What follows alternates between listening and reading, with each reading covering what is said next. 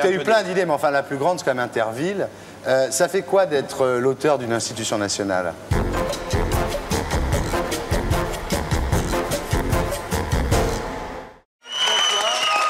Bonsoir, monsieur Ardisson. Alors, tu es toujours dans l'actualité. Tu ne quittes pas l'actualité, puisqu'il y a une émission sur France 3 qui s'appelle comment? Les Intervilles du rire, c'est ça? Oui, oui, oui, exactement. Un jeu con, probablement aussi. Ouais. Alors, explique, alors, c'est quoi? Oh, c'est toute une histoire que je vais essayer de condenser. C'est une émission que je fais en réaction, si je puis m'exprimer, bien que je ne sois pas du tout réactionnaire, en réaction à un concept qui a été, soi-disant, trouvé par mon ami, si on peut dire comme ça, Gérard Louvain, qui un jour s'est dit, tiens, on pourrait faire un Interville sur le rire. Quand j'ai vu ça, j'ai dit, c'est quand même curieux que moi qui ai blanchi sous le harnais depuis maintenant une bonne trentaine d'années avec les Intervilles, les Interneiges, les Interglaces, les Intercontinents, et j'en passe, c'est des meilleurs. Les Intercontinents, c'est dans les supermarchés. Ah, puis alors surtout, il y en a qui... Je vais te dire que celui qui a le mieux marché, c'est les interminables. C'est les interminables, d'accord, bien joué, bien joué. Alors, j'ai eu cette réaction, je dis c'est quand même un peu vache, je vais me piquer ça quand même. Alors j'ai proposé à notre bonne chaîne 3, où je travaille pas mal, où il y a beaucoup de copains et de copines, de bien vouloir faire les Intervilles du rire. Alors actuellement, il y a une vraie bagarre entre la chaîne dite TF1 et la chaîne dite FR3. Mais alors, en parlant de ce producteur qui, lui, fait la même émission donc, sur TF1 quelques jours plus tard, tu dis que toi, tu avais inventé l'idée de jouer avec les dates de naissance aussi. Et qui te l'a piqué aussi pour Sacrée Soirée, c'est vrai ça? Bah, c'est tellement vrai que ça m'est arrivé d'une manière tout à fait impromptue, inattendue. Un jour à un feu rouge, ça fait des années que j'essayais de trouver des... Je ne sais plus qu'est-ce qu'on doit dire, si c'est intelligent ou con, de faire jouer les gens en les concernant tous. Alors je cherchais sur les plaques minéralogiques, sur les cartes d'assurance sociale, sur les cartes d'identité...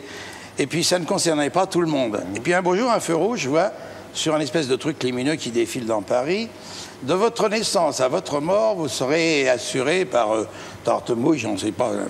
Et là, ça a été un déclic. Je me suis dit, mais effectivement, la seule chose dont on est propriétaire de sa naissance à sa mort, c'est sa date de naissance. Voilà le truc pour faire jouer tout le monde.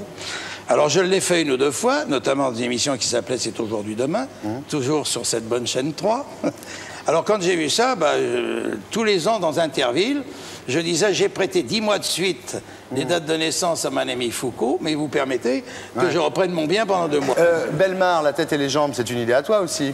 C'est un petit peu une idée à moi, alors je suis un peu plus nuancé. Autant l'autre, c'est vraiment un hold-up caractérisé.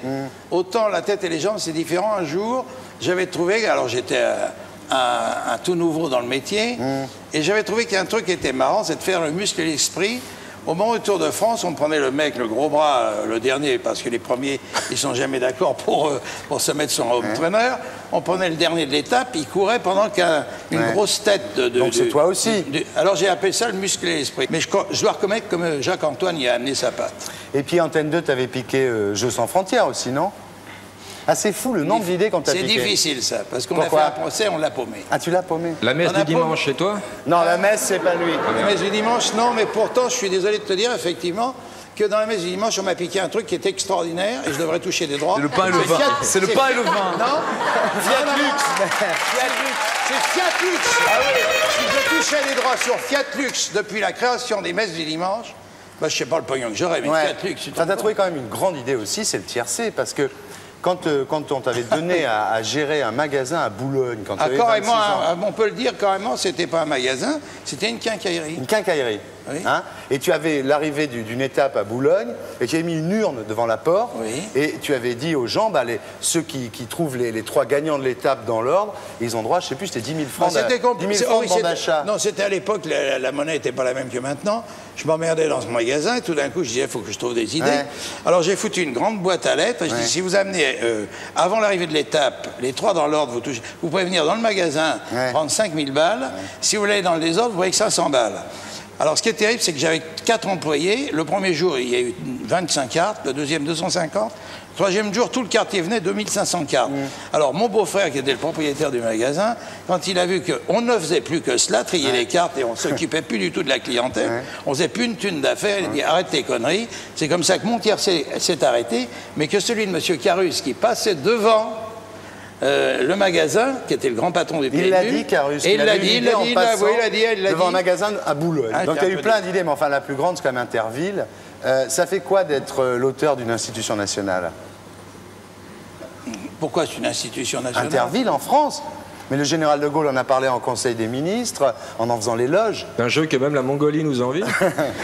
Tu sais que... J'ai essayé de la vendre à la Mongolie, ils n'ont pas voulu, ils casquent pas. Tu sais que Konrad Adenauer, le chancelier allemand de l'époque, avait demandé que ce soit adapté au niveau international, c'est devenu Jeux sans frontières. Et tu dis que c'est pas une institution nationale? C'est pas tout à fait ça, Thierry. Ça s'est passé à Compiègne, ouais. Où là, la petite histoire rejoint la grande, et où Adenauer rencontrait souvent de Gaulle.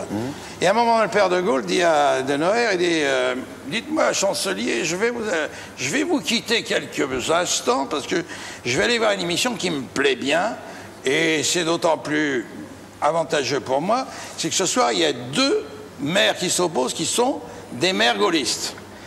Alors il revient sur ses pas, il dit d'ailleurs, je vais vous dire, cette émission, ça s'appelle Interville, et nous devrions faire un Interville entre la France et l'Allemagne. C'est comme ça qu'est né Jeux sans frontières. C'est incroyable. Oui. Hein? Ce qui a été incroyable, c'est que quand on s'est réunis le lendemain chez le ministre de l'Information de l'époque, Monsieur Guy Lux, il a été s'installer tout à fait à l'autre bout. Comme par hasard, tous les directeurs, les sous-directeurs, les lieutenants des directeurs, tout le monde était là pour voir le ministre, parce que quand De Gaulle disait c'est comme Louis XIV.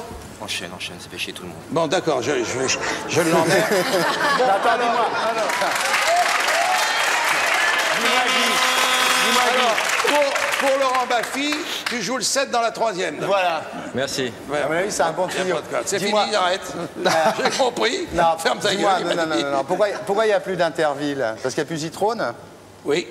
Hein? Oui. C'est tout à fait vrai. Bon, on va lui demander de te poser une question à Léon. Écoute bien. Ah, ça me fait plaisir. Léon? Ici Léon Zitrone, 1614-2013, pour vous en direct. Mon cher Guy, est-ce que vous me recevez? Je ne vous entends pas. Ah, on me fait signe que nous sommes à l'antenne. Ma question, Guy, vos contrats actuels avec les chaînes françaises, belges et surtout suisses courent jusqu'à 2037. Vers quelle activité allez-vous vous consacrer en exclusivité? Je vous donne le choix. Camelot, éleveur de vachettes, parieur sur lévrier ou directeur de casting à Silicon Valley, choisissez. Et pour être sûr de ne rien rater de Inarditube, abonnez-vous et mettez un pouce bleu.